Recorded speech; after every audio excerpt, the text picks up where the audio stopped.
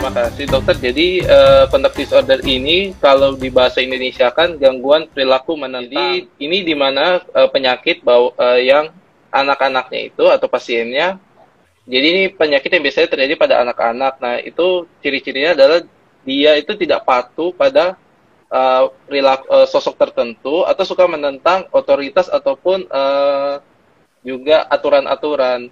Biasanya dia suka memberontak, suka marah, dan juga suka mengganggu DP teman-teman. Jadi anak yang tidak patuh, yang suka memberontak itu gangguan ya?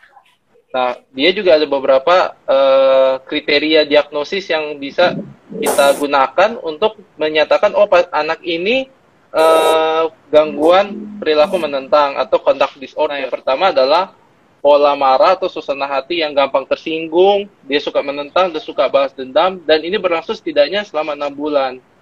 Dia memiliki tanda-tanda dokter, pertama seperti sering gampang marah, suka beradu argumen, atau orang Manado bilang dia baku ambil dengan orang tua. Ini rata-rata biasa pada anak-anak, jadi ya sering-sering menentang perilaku orang-orang yang biasa lebih tua dokter.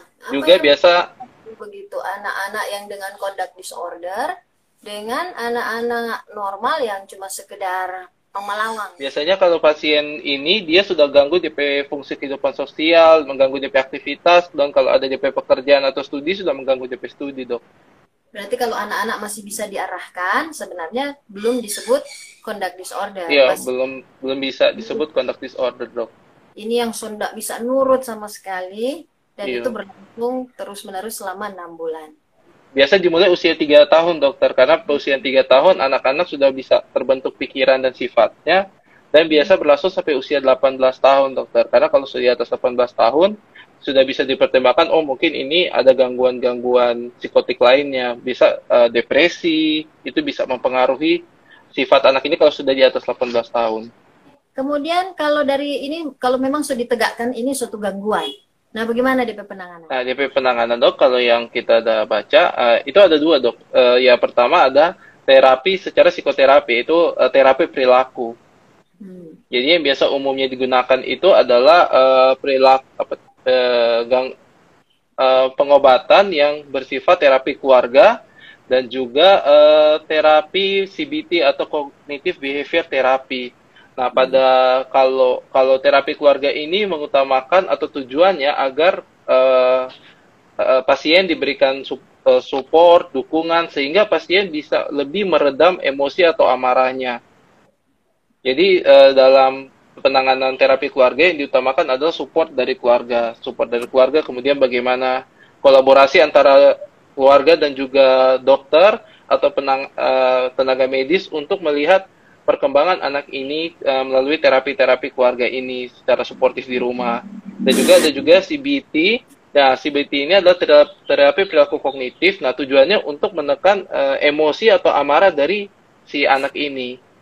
Ada juga penanganan secara farmakologi atau obat-obatan. Ini biasanya diberikan kalau agresinya sudah diberikan terapi tapi masih tidak terkontrol, dok. Yang sering digunakan itu metilpenidat. Biasanya untuk melawan agresi itu yang kita ada baca paling tepat. Tapi ada juga obat-obatan non-stimulan seperti atomoxetin, guanfacin, dan clonidine. Cuma kalau misalkan line pertamanya atau atomoxetin untuk menekan DP agresi dan disregulasi emosi. Jadi DP emosi yang sering berubah-ubah. Kan memang Jonathan ada ya orang tua bertanya, ih masih anak-anak suka kasih obat-obat begitu. Ini aman ya.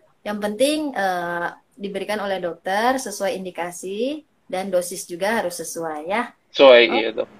Kemudian kalau misalnya itu anak tidak dibawa berobat, kondisi begitu, ya kriteria kan 6 bulan. Misalnya dia mulai dapat dari umur 3 sampai umur 5 dia begitu terus. Bagaimana? Kira-kira berbahaya atau enggak?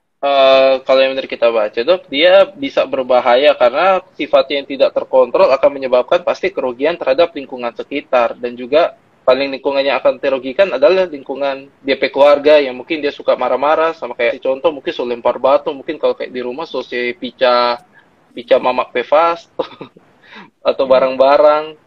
Jadi itu akan menjadi lebih buruk. Makanya kalau dari penanganan juga secepatnya jika orang tua sudah tahu, oh ini anak kira-kira cocok dengan kriteria diagnosis atau orang tua ragu-ragu, sebaiknya dikonsultasikan kepada dokter psikiater atau spesialis kedokteran jiwa, dok, agar penanganan semakin cepat, penanganan semakin bagus di PH. Jadi bagi untuk orang tua atau mungkin teman-teman yang sedang menonton ini dan semua orang yang sedang menonton, mungkin untuk penyakit gangguan conduct disorder ini kadang orang cuma jalia anak-anak itu kabal, atau misalkan kalau sampai nakal sekali orang dia bilang kabal, kabal.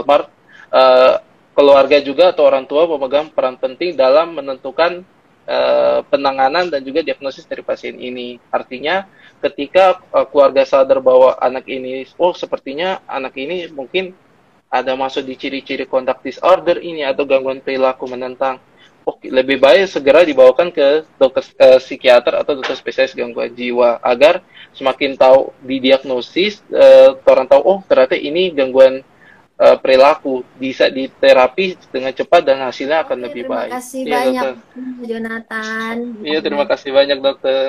Selamat hari Minggu. Tuhan Yesus berkati. Terima kasih. Iya, Tuhan Yesus memberkati juga, dokter. Selamat pagi, siang. Bye-bye. Selamat siang, dokter.